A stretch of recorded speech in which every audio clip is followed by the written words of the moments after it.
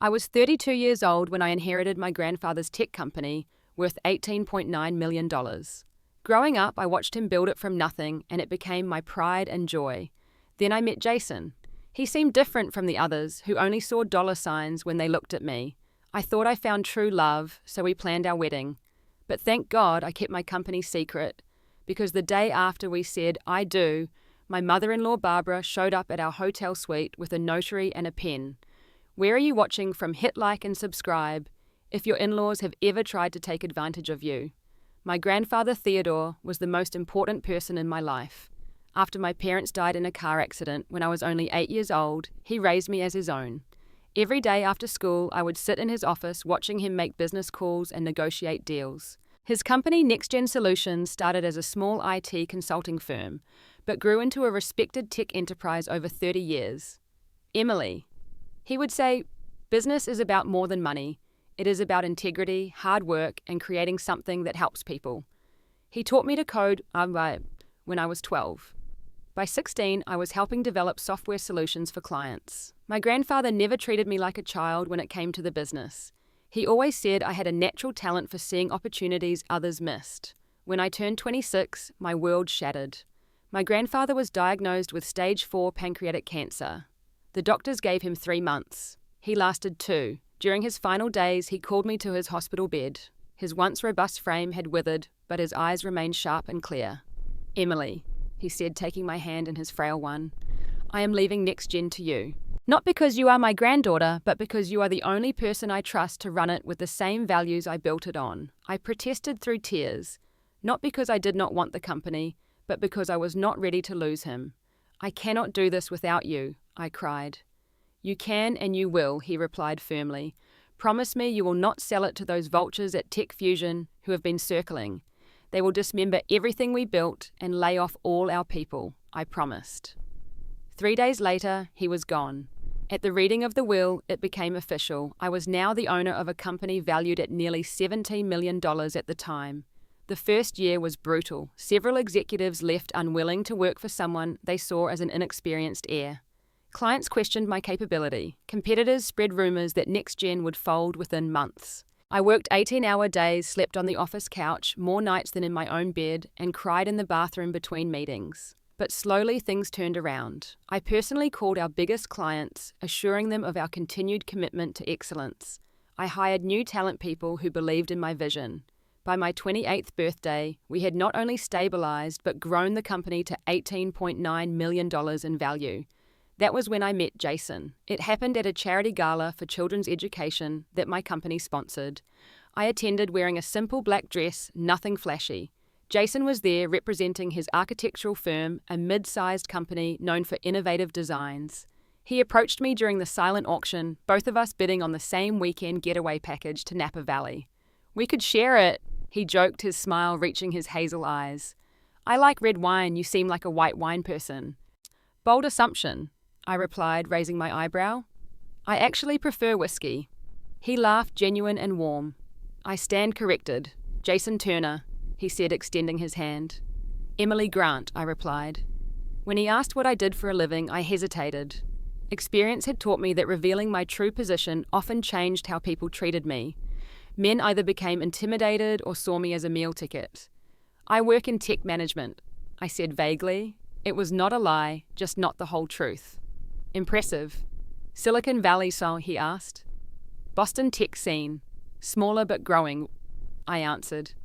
He told me about his work designing sustainable residential buildings, his passion for creating spaces that felt like homes rather than houses. Not once did he try to impress me with salary figures or name-drop clients. Our conversation flowed effortlessly from architecture to our favorite books, movies, and places we hope to travel someday. When the evening ended, he asked for my number without any presumptuous suggestions or hints at my financial status. Our first date was at a hole-in-the-wall Italian restaurant he loved. Our second was a walking tour of historic Boston architecture that he narrated with infectious enthusiasm. By the third date, I was developing real feelings for him. For the first time since my grandfather died, I felt that lightness in my chest, that hope that maybe I could have both the company and personal happiness. But even as these feelings grew, I maintained my privacy about NextGen. I told myself it was caution, but maybe part of me was testing Jason, seeing if he truly cared about me, Emily, not the company I owned. After 6 months of dating, things between Jason and I grew serious. He knew I worked in tech management, but I still had not revealed that I actually owned the company. I wanted to be certain that his feelings for me were genuine before sharing something that had historically complicated my relationships. Our weekends began to merge. His toothbrush appeared in my bathroom. My favorite tea found its way into his kitchen cabinet. We established routines, inside jokes, and the comfortable shorthand of a couple building a life together. It was around this time that Jason suggested I meet his family. "They will love you," he assured me, "especially my mom. She is always saying I need someone stable and smart in my life." I agreed, though a flutter of anxiety rippled through me. Family introductions marked a significant milestone, one that brought me closer to potentially revealing my full financial situation. His mother, Barbara, lived in a well-maintained colonial in an upscale suburb. The house was immaculate, with furniture that looked expensive, but not quite luxury grade. The kind of home that suggested comfortable upper-middle-class prosperity, maintained with careful attention to appearances. Barbara Turner was a petite woman with perfectly highlighted blonde hair, a tennis player's tan, and Jason's hazel eyes. She greeted me with a practiced smile and an assessing gaze that took in everything from my shoes to my watch in a single sweep. "So lovely to finally meet you, Emily. Jason has told us so much about you," she said, her voice warm but her eyes calculating. Jason's father, Robert, seemed pleasant but overshadowed by Barbara's dominant personality. His sister, Amanda, was friendly if somewhat reserved. During dinner, Barbara directed the conversation with the precision of an air traffic controller, and she seemed particularly interested in my career. "Tech management must be fascinating," she probed. "What exactly does your position entail?" "I oversee development teams and product strategy," I answered, sticking to my partial truth. "And is there good money in that?" she asked bluntly. Jason looked embarrassed. "Mum, really? What it is, just conversation," Barbara defended herself. "I am interested in Emily's life." Throughout the evening, Barbara's questions continued to circle back to financial topics. What neighborhood did I live in? Was I renting or did I own? Did my company offer good stock options? Was I thinking about investments for the future? I deflected as gracefully as possible, but the focus on my finances left me uneasy. Still, I reasoned that many parents were concerned about their children's partner's stability. It did not have to indicate anything sinister. As our relationship approached the 1-year mark, I began to notice subtle changes in Jason. When we went out, he started suggesting more expensive restaurants. He mentioned a watch he admired lingering over magazine advertisements featuring luxury brands. Comments about his friend purchasing a vacation property slipped into conversations. None of these things alone raised serious concerns, but together they formed a pattern that niggled at the back of my mind. Then came the first major red flag. We were at Jason's apartment. I had gone to use the bathroom while he prepared dinner. On my way back, I overheard Barbara's voice. Jason had her on speakerphone while he chopped vegetables. "You need to lock it down with Emily," she was saying. "Women with careers like hers do not stay on the market long."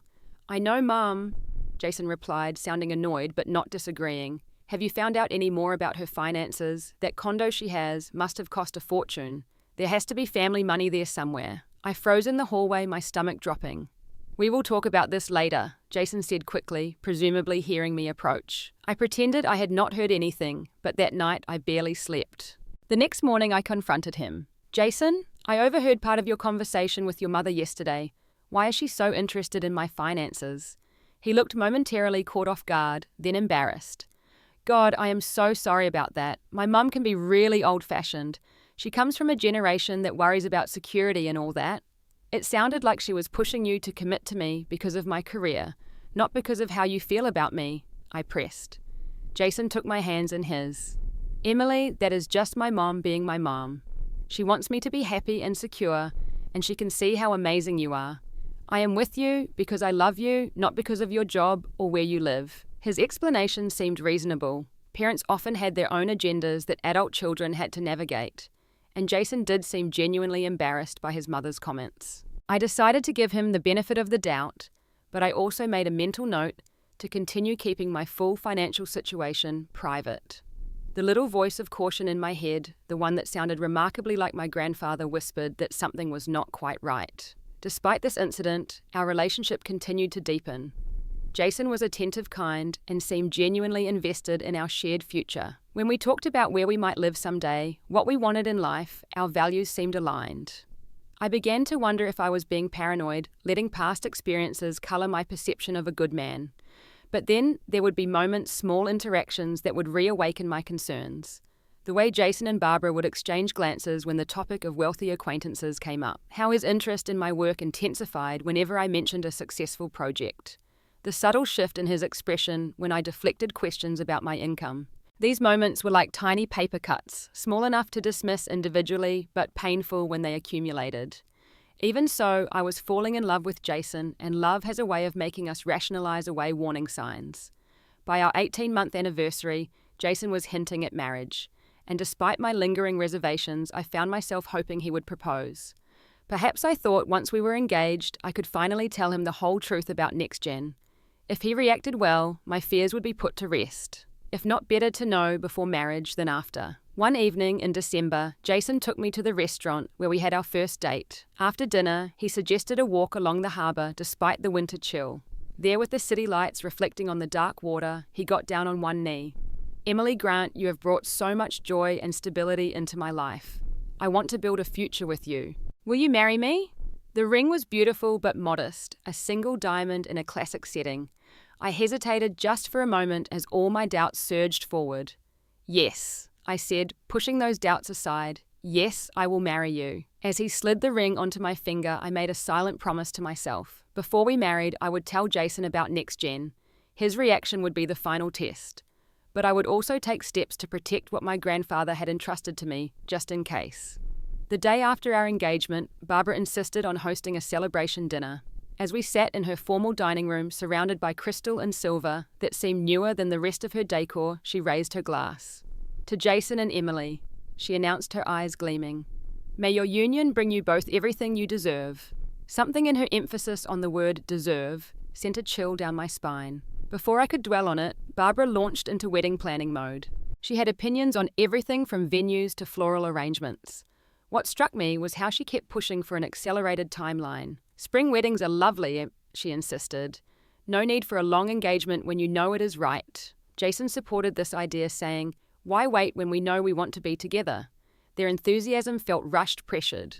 But was I being paranoid again? Many couples had short engagements, and 6 months was not unreasonable. As wedding preparations accelerated, Barbara began introducing troubling ideas into our conversations. "Financial transparency is so important in marriage," she said during one wedding planning lunch. "Robert and I merged our accounts the day after we married. It is the ultimate sign of trust." Jason nodded along. "Mom is right. We should talk about consolidating our finances after the wedding." I carefully maintained my composure. "I believe in partnership, but I also think maintaining some financial independence is healthy." Barbara's smile tightened. "Independence? That sounds like you are already planning for failure." "Not at all," I countered. "Just acknowledging that we both came into this relationship as adults with established lives." Jason looked uncomfortable with the tension, but did not defend my position. As the weeks passed, I noticed Jason becoming increasingly interested in the specifics of my career. His questions grew more pointed, less casual. "What is your company's growth strategy this year?" he would ask.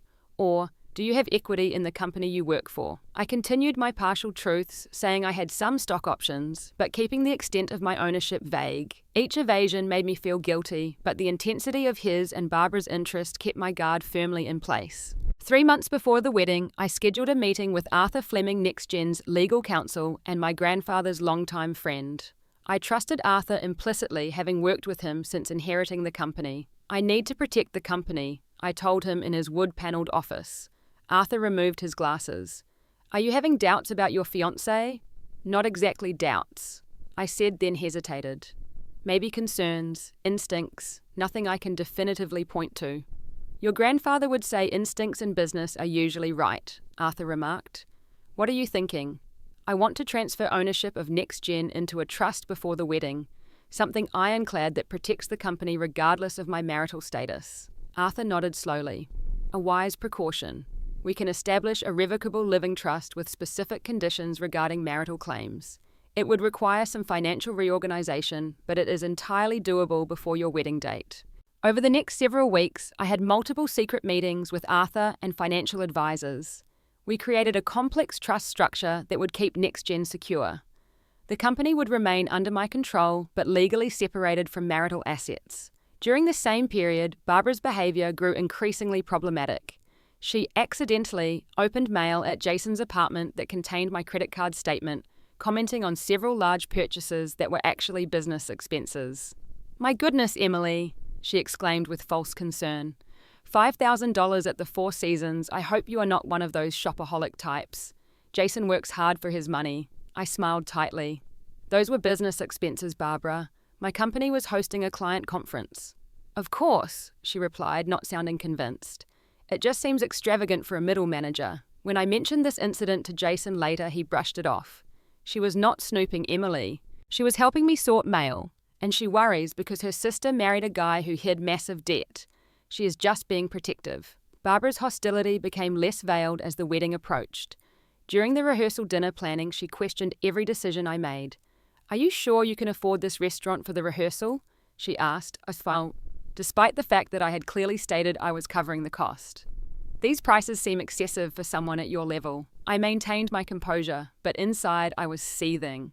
What exactly did she think she knew about my level? Jason continued his passive support of his mother's behavior, occasionally telling her to take it easy, but never firmly establishing boundaries. His failure to stand up for me was becoming its own red flag. 2 weeks before the wedding, my best friend Sophia voiced her concerns during my final dress fitting. "Emily, I need to say something," she began hesitantly. "There is something off about Jason's relationship with his mother, and the way they both fixate on money. It worries me." "You think I have not noticed?" I replied, watching the seamstress pin the hem of my gown. "Then why are you going through with this?" she pressed. I sighed, looking at myself in the mirror. "Because when it is just Jason and me, without his mother's influence, things are good. I love him, and maybe once we are married, he will establish better boundaries with her." Sophia looked unconvinced. "And what about the company? Have you told him yet?" "No, I will tell him after the wedding. The trust is in place now. NextGen is protected no matter what happens." That is telling in itself, do you not think? The fact that you felt the need to legally protect yourself from your future husband. Her words hit harder than I wanted to admit. But with invitations sent, venues booked, and my heart still hoping this would work out, I pushed forward with the wedding plans while a knot of anxiety grew tighter in my stomach each day. My wedding day dawned clear and bright, the kind of perfect early autumn day that seems designed for new beginnings. As I sat in the bridal suite, watching my makeup artist apply the finishing touches, I tried to quiet the persistent doubts that had kept me awake most of the night. The ceremony was scheduled for 4 o'clock at a historic estate, with gardens overlooking the harbour. Everything was beautiful, meticulously planned, and exactly as I had envisioned. Yet as I slipped into my dress, an elegant A-line with vintage lace details, I could not shake the feeling that something was wrong. "You look stunning," Sophia said, helping adjust my veil. "Are you okay? You seem tense." "Just normal wedding jitters," I replied, not entirely convinced myself. The ceremony proceeded flawlessly. Jason looked handsome in his tuxedo, his eyes warm as I walked down the aisle. When we exchanged vows, his voice was steady and sincere. For a moment, all my fears seemed unfounded products of an overactive imagination and past disappointments. "I now pronounce you husband and wife," the officiant declared, and the guests erupted in applause. As Jason kissed me, I allowed myself to believe that perhaps everything would be all right after all. During the reception, I noticed Barbara in deep conversation with Jason. They stood in a corner of the ballroom, their expressions serious, despite the celebration surrounding them. When I approached, they abruptly changed the subject, Barbara's smile not quite reaching her eyes as she complimented my dress. Later, as we moved between tables greeting guests, I overheard a snippet of conversation between Barbara and one of her friends. "Family businesses are such complicated things," Barbara was saying. "But everything changes once there is a marriage, does not it?" Her friend nodded knowingly. "Assets become shared. That is just how it works." I pretended not to hear, but their words lodged in my mind like splinters. Why was Barbara discussing family businesses? Had she somehow discovered the truth about NextGen? As the reception continued, Jason seemed distracted, checking his phone frequently and disappearing for a quick chat with his mother multiple times. Each time he returned, he was a little more withdrawn, a little less present in our celebration. By the time we arrived at our hotel suite, the happiness I had felt during our vows had dimmed considerably. Jason poured us both champagne from the bottle waiting on ice, then sat beside me on the edge of the bed. "Today was perfect," he said, clinking his glass against mine. Then, after a pause that lasted a beat too long, he added, "Now that we are officially married, there is something I wanted to ask you." Again. My heart rate quickened. "What is it?" "I know you have been somewhat private about your financial situation," he began carefully. "But now that we are husband and wife, I think we should be completely honest with each other. About everything." The emphasis he placed on everything was unmistakable. "What exactly are you asking, Jason?"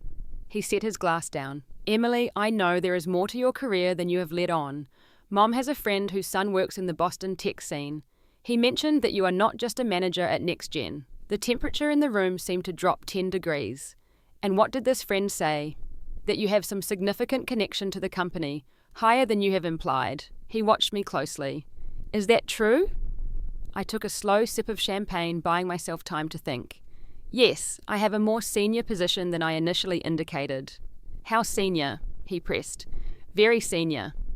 I admitted, still not ready to reveal the full truth. Something in his tone and the calculating look that had replaced his earlier warmth kept me cautious. "Are we talking executive-level director?" I nodded non-committally. Jason ran a hand through his hair, frustration evident. "Why would you hide something like that from me, from your husband?" The conversation continued awkwardly, with Jason pressing for specifics and me providing vague answers. Eventually, we both claimed exhaustion and went to sleep on opposite sides of the king-sized bed, an invisible wall between us on our wedding night. I awoke the next morning to the sound of voices in our suite's sitting area. Confused, I pulled on a robe and opened the bedroom door to find Jason and Barbara sitting together on the sofa. A third person, a middle-aged man in a suit, sat in an armchair across from them. "What is going on?" I asked, tightening my robe's belt. Barbara stood, her smile tight and predatory. "Good morning, Emily. Sorry to disturb your first morning as a married woman, but we have some important business to discuss." The man in the suit stood as well, extending his hand.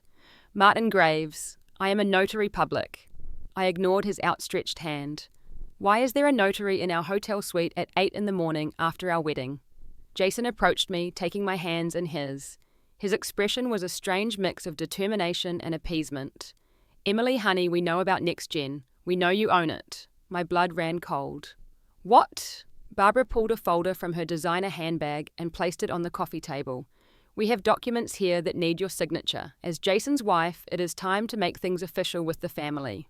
"What documents?" I asked, though I already suspected the answer. "Just some paperwork to transfer partial ownership of NextGen Solutions into a family trust," Barbara explained, as if discussing something as mundane as a grocery list. "With Jason as the primary beneficiary naturally. After all, you are family now." The shock must have shown on my face, because Jason quickly added, "It is just a formality, Emily. What is yours is mine now, right? That is what marriage means." I stared at them, these people who had orchestrated an ambush, the morning after what should have been the happiest day of my life. "How long have you known?" I managed to ask, my voice steadier than I felt. Barbara and Jason exchanged glances. "We have known for months," Barbara admitted, dropping all pretense of warmth. "My friend Margaret's son works at Tech Fusion. When Jason mentioned he was dating an Emily from NextGen, it did not take long to connect the dots. You investigated me." The betrayal cut deep, made worse by the realization that this deception had been ongoing for a significant portion of our relationship. "We did our due diligence," Barbara corrected. "And good thing too. You were clearly never planning to be honest with Jason about your true worth." Jason stepped closer, his expression softening in what I now recognized as a calculated manipulation. "Emily, I love you. This does not change that. But we are married now, and marriages are partnerships. Your company is worth almost $19 million. That makes it a significant marital asset that we should manage together." The pieces fell into place with sickening clarity. The rushed engagement, Barbara's insistence on a quick wedding, the questions about finances, the pressure for joint accounts. None of it had been innocent concern or wedding enthusiasm. It had been a calculated plan to gain access to NextGen. And if I refused to sign, I asked, already knowing the answer. Barbara's smile vanished. "That would be unwise. As Jason's wife, he has certain legal rights to marital assets. If you refuse to cooperate willingly, we can petition the court. It would be messy, expensive, and ultimately futile. Plus, she added with venomous sweetness, it would be a terrible way to start a marriage. Do you not think? I looked at Jason, searching for any sign of the man I thought I had married. Is this really what you want? To force me into signing over my grandfather's company the day after our wedding? For a moment, something like shame flickered across his face. Then Barbara placed a hand on his arm and his expression hardened. We are not asking for the whole company, Emily, just 51%. You would still be involved. 51%, I repeated incredulously. Controlling interest. It is the sensible approach, Barbara interjected. Jason has an excellent head for business, and frankly, a company of that size should not be run by someone with so little experience. The condescension in her tone was the final straw. All the doubts, the red flags I had ignored, the warnings from Sophia, the protective measures I had taken, suddenly seemed like the universe screaming at me to pay attention. I need to get dressed, I said abruptly. I cannot have this conversation in my robe. Of course, Barbara replied. We will wait. I closed the bedroom door behind me, leaned against it, and took several deep breaths. Then I reached for my phone and sent a text to Arthur, emergency. They know about NextGen. In hotel suite with Notary demanding ownership transfer. Need advice, ASAP. His response came within seconds. Sign nothing, stall, trust is secure, calling hotel security now. Armed with this reassurance, I dressed quickly in jeans and a sweater rather than anything bridal or romantic. When I emerged from the bedroom, Martin the notary was reviewing papers while Barbara spoke quietly to Jason. I am not signing anything, I announced firmly.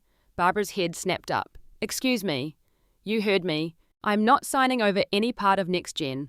Not today, not ever. The silence that followed my declaration was thick enough to cut with a knife. Barbara recovered first, her practiced smile slipping back into place like a mask. Emily, dear, I think you are overreacting. We are simply asking you to integrate your assets into the family now that you are officially part of it. The family, I echoed. You mean you, Barbara? This is about you wanting control of my company. Jason stepped forward. His expression, a carefully constructed blend of concern and reason. Emily, you are upset. I get that. But this is actually standard practice when two people marry. Assets become shared. Standard practice is discussing finances before marriage, I shot back. Not investigating your partner behind their back and showing up with legal documents before the wedding ring is even warm on my finger. Barbara's facade cracked slightly. Well, if you had been honest from the beginning about your position, we would not need to take these measures. My position? I laughed, the sound harsh even to my own ears. You mean my company, the company my grandfather built from nothing and entrusted to me. The company I have successfully run for years without any help from either of you. Jason ran his hand through his hair, a gesture I once found endearing, but now recognized as a tell when he was strategizing. Look, we did investigate you, I admit that. But can you blame us? You were hiding something massive. I was protecting myself, I corrected. And thank God I did, because look what happened the literal day after we got married. Barbara stepped forward, all pretense of friendliness abandoned. Listen to me carefully, Emily. You married my son yesterday. In this state, that means Jason has legal rights to marital assets. NextGen is now by law partially his. And actually, I replied, feeling a surge of gratitude toward Arthur, and my own caution, it is not. NextGen was transferred into a protected trust before the wedding. It is not a marital asset. The shock on their faces would have been comical under different circumstances. You what? Jason sputtered. You heard me. I legally protected my company before the wedding. My lawyers advised it as a standard business precaution. Barbara's face flushed with anger. That is fraud. You deliberately concealed assets before the marriage. No, Barbara. Fraud would be marrying someone specifically to gain access to their company, which seems to be exactly what happened here. Jason's expression shifted from shock to calculation. Emily, baby, this is all a misunderstanding. Of course I did not marry you for your company. I love you. When did you find out about NextGen, Jason? I demanded. Tell me exactly when. He hesitated, glancing at his mother. 3 months after we started dating, Barbara answered for him. Margaret's son recognized your name at a tech conference. He mentioned that you were not just working at NextGen, but that you had inherited it from your grandfather. My heart sank. So for over a year you knew I owned the company, but pretended you did not. Every conversation we had about my work, every time I partially lied to protect myself, you were lying too. I was waiting for you to trust me enough to tell me, Jason argued. It hurt that you kept holding back. If that was true, you would have told me you knew and asked why I was hesitant to share that information. Instead, you and your mother plotted to legally bind me to you first. The hotel room phone rang, a shrill interruption to our confrontation. Jason answered it, his expression darkening as he listened. There is hotel security at the door, he said after hanging up. They say they were called about a disturbance. I smiled grimly. That would be my lawyer's doing. I texted him when I went to get dressed. Barbara's eyes narrowed. You called your lawyer on the day after your wedding. Yes, Barbara, I did. Just like you brought a notary to my honeymoon suite. A knock at the door punctuated my statement. Jason opened it to reveal 2 security officers and, to my relief, Arthur himself, who must have been nearby when he received my text. Ms. Grant, Arthur said pointedly, using my maiden name. Is everything all right? No, Arthur, it is not. These people are attempting to pressure me into signing over control of NextGen. Arthur turned to the notary. Sir, I suggest you pack up your materials and leave immediately. What is happening here borders on coercion, which would invalidate any signatures, even if they were obtained. Martin the notary, clearly uncomfortable with how the situation had deteriorated, quickly gathered his papers. I was not informed of any dispute. I was told this was a routine post-wedding asset consolidation. Barbara grabbed his arm. Do not leave. She is being unreasonable. We have rights. Mrs. Turner, one of the security officers, intervened. I am going to have to ask you to calm down, or we will escort you from the premises. Barbara released the notary, but turned her fury on me. You think you are so clever, do you not, setting up your little trust calling in security? But this is not over. Jason can contest the marriage on grounds of fraud. You deliberately misrepresented yourself. Actually, Arthur interjected calmly, Ms. Grant simply maintained her privacy regarding certain assets, which is not legally fraudulent. However, entering into a marriage with the specific intent to gain access to someone's business assets could potentially be construed as fraudulent, especially with documented evidence of premeditation. What evidence? Jason demanded. Arthur smiled thinly. Should this matter go to court? Discovery would be quite interesting. Text messages, emails between you and your mother discussing Ms. Grant's company, the timing of your proposal after confirming her ownership position. I imagine there is quite a digital trail. The colour drained from Jason's face. Emily. He tried again, his tone softening to the one that had made me fall in love with him. This has gotten out of hand. Let us ask everyone to leave and talk just the 2 of us. We can work this out. I looked at the man I had married just 24 hours earlier, seeing him clearly for perhaps the first time. The charm that had once seemed genuine now appeared calculated. The warmth in his eyes now read as manipulation. There is nothing to work out, Jason. I want you and your mother out of this suite in the next 5 minutes. Arthur will be in touch regarding annulment proceedings. Annulment? Barbara sputtered. On what grounds? Fraud, I replied simply. Entering into marriage under false pretenses. You cannot prove that, she snapped. Would you like to bet $19 million on that? I asked quietly. The security officers moved closer. Ma'am, sir, we need to ask you to leave now. Jason looked at me one last time, a complex mix of emotions crossing his face. Anger, calculation, and perhaps, just perhaps, a hint of genuine regret. This is not who you really are, Emily, he said. The woman I fell in love with would not be this cold. The man I fell in love with does not exist, I replied. He was a fiction created to gain access to my grandfather's company, so I guess we are both disappointed. As the door closed behind them, I sank onto the sofa, the magnitude of what had just happened washing over me. My wedding night had ended with security escorting my husband and mother-in-law from our suite. My marriage was over before it had truly begun. Arthur sat beside me. I am so sorry, Emily. This is not how anyone should spend the day after their wedding. I nodded, too numb to cry yet. Thank you for coming so quickly. Your grandfather would be proud of you, he said gently. You protected what he built. You stood your ground. The mention of my grandfather broke something inside me. The tears came then hot and fast, not just for the betrayal I had just experienced, but for all the genuine hope I had invested in a relationship that had been built on lies from nearly the beginning. What happens now? I asked when I could speak again. Arthur patted my hand. Now we fight. And trust me, Emily, they have no idea what they are up against. The days following what should have been the start of my honeymoon became a blur of legal meetings and emotional whiplash. Jason and Barbara, true to form, did not go quietly. Within 48 hours of the hotel confrontation, I received notice that they were contesting the trust transfer as a fraudulent premarital asset concealment.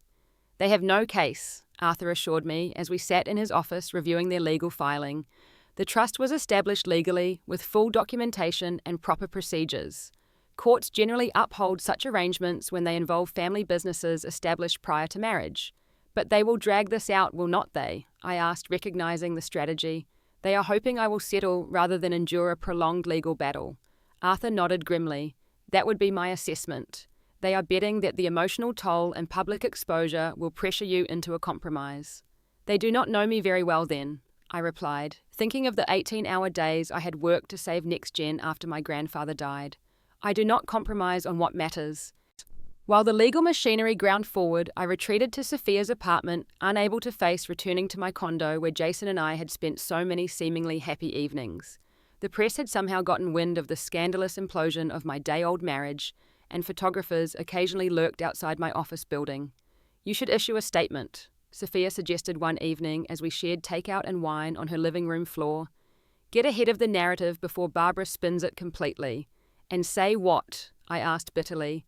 Local businesswoman duped by gold-digging architect and his scheming mother. How about Emily Grant announces the annulment of her recent marriage due to irreconcilable differences and will be focusing on continuing her grandfather's legacy at NextGen Solutions, professional dignified, and it refocuses attention on the business rather than the scandal. I had to admit she had a point. The company's reputation could suffer collateral damage from my personal chaos if I did not manage the situation carefully. The next morning, I instructed our company's PR team to release a statement similar to what Sophia had suggested. It was measured and revealed nothing of the true circumstances, but reaffirmed my commitment to NextGen and our clients. Meanwhile, Jason alternated between tactics. Some days I would receive legally threatening messages through his attorney. Other days there would be emotional pleas sent directly to my personal email. Emily, we can work through this. One message read, what happened was wrong, but my feelings for you were always real. Please meet me so we can talk without lawyers or my mother involved. I never responded to these messages, but I saved each one as potential evidence of manipulation. Barbara took a more aggressive approach. Somehow, she managed to contact several NextGen board members, suggesting that the company's reputation was at risk under my leadership due to my unstable personal choices. Fortunately, these were people who had known my grandfather and had seen my dedication to the company. They reported her attempts to undermine me immediately. 3 weeks into this nightmare, Arthur called with unexpected news. We found something interesting. He began his tone indicating good news. My team has been investigating Barbara and Jason's financial history. It seems this is not the first time they have targeted someone of means. What do you mean? I asked, sitting straighter in my office chair. Jason was previously engaged to the daughter of a successful restaurateur in Chicago. The engagement ended abruptly 6 weeks before the wedding. We reached out to her and she confirmed that she discovered Jason and Barbara were planning to push for involvement in her family's business immediately after the wedding. A cold realization washed over me. So I was not the first target. No, Arthur confirmed. And there are indications of at least one other relationship before that, with similar patterns. Jason appears to have a history of relationships with women of means that end when his financial motives become clear. Can we use this in court? Better than that, Arthur replied. The woman from Chicago is willing to provide a sworn affidavit about her experience. Between that and the evidence we already have, I believe we can pressure Jason and Barbara to drop their claims entirely. He was right. When presented with the affidavit and the threat of having their pattern of behavior made public, Jason and Barbara's attorney reached out to discuss terms. They would drop all claims to NextGen and any other assets in exchange for a modest settlement and non-disclosure agreements all around. Take the deal, I instructed Arthur. I want this finished. The final meeting took place in Arthur's conference room. Jason and Barbara sat across from me, both looking less polished than I remembered. Barbara's expression was a mixture of anger and defeat. Jason could barely meet my eyes. As we signed the final papers, Barbara could not resist one parting shot. You are a cold woman, Emily Grant. My son deserved better. I looked at her steadily. Your son deserved exactly what he got, a lesson in consequences. To Jason, I said nothing. There was nothing left to say to a man who had spent over a year pretending to love me while plotting to take what my grandfather had built. When they left, I felt no triumph, only a profound sense of loss, not for Jason himself, but for the relationship I had believed was real. The dreams I had allowed myself to have of a partnership, built on mutual respect and genuine affection, lay shattered. But alongside that loss was something unexpected, a newfound strength. I had faced one of my worst fears, complete betrayal by someone I loved, and I had survived it. Not only survived, but protected what mattered most to me. Your grandfather would be so proud, Arthur said, as we watched Jason and Barbara's car pull away from the office building. Theodore always said you had a spine of steel under that gentle exterior. I smiled sadly. I wish he was here. He is in a way, Arthur replied. In the company you protected and in the values he instilled in you. As painful as the whole ordeal had been, I could not deny the truth in Arthur's words. I had honoured my grandfather's legacy, and in doing so, I had discovered just how strong I really was. 1 year after what I now refer to as the Notary incident, NextGen Solutions was thriving. We had expanded into new markets, launched 2 successful products, and grown our valuation to $25 million. The personal turmoil that had nearly derailed everything had ultimately become a catalyst for focusing even more intently on my grandfather's legacy. The healing process was neither quick nor linear. Some days were harder than others. Trust once shattered does not reassemble easily. For months after the annulment was finalized, I threw myself into work avoiding social situations where I might have to explain my brief marriage. Sophia, ever my steadfast supporter, eventually staged an intervention. "You cannot hide in your office forever," she declared one evening, having shown up unannounced at NextGen's headquarters to find me still working at 8:30. "I am not hiding," I protested. "The Asia-Pacific expansion requires attention." "The Asia-Pacific expansion will still be there tomorrow," she countered, closing my laptop with gentle firmness. "Right now, you need to remember there is life outside these walls." She was right, of course. I had been using work as a shield against dealing with the emotional aftermath of Jason's betrayal. While I had handled the practical aspects of the situation with decisive clarity, I had avoided confronting how deeply the deception had wounded me. With Sophia's encouragement, I began seeing a therapist who specialized in betrayal trauma. Dr. Winters helped me understand that my caution about revealing my financial situation had been valid, not paranoid. She also helped me recognize that Jason's actions reflected his own character defects, not my worthiness of genuine love. The problem with experiencing betrayal, Dr. Winters explained during one session, is that it can make us believe 2 particularly destructive lies: that we cannot trust our own judgment and that we cannot trust anyone else. "Are they really lies, though?" I asked. "My judgment about Jason was catastrophically wrong." "Was it? You had reservations from the beginning. You took protective measures with the company. You noticed the red flags even if you hoped they were not significant. Your judgment was actually quite sound. You just wanted to believe in the possibility of love alongside success." Those sessions gradually helped me disentangle my self-worth from what had happened. I began to see that wanting love did not make me foolish, and being deceived did not make me weak. It made me human. 6 months after the annulment, I made a decision that surprised even me. I established the Theodore Grant Foundation, named after my grandfather, dedicated to supporting young entrepreneurs from disadvantaged backgrounds. The foundation would provide not just funding, but mentorship and business education. "Why now?" Arthur asked when I presented the foundation documents for legal review. "Because I need to create something positive from all this," I explained. My grandfather believed in building things that last, things that help people. This feels like a way to honor that belief while also moving forward. The foundation became an unexpected source of healing. Working with young, passionate entrepreneurs rekindled my own enthusiasm for business beyond just preserving what I had inherited. It reminded me of sitting in my grandfather's office as a child, absorbing his excitement about creating solutions that made a difference. As for my personal life, I gradually began to rebuild that too. I established new boundaries both with people and with how much of myself I was willing to give away. I reconnected with friends I had neglected during my relationship with Jason. I even went on a few casual dates, approaching them with cautious openness rather than fearful withdrawal.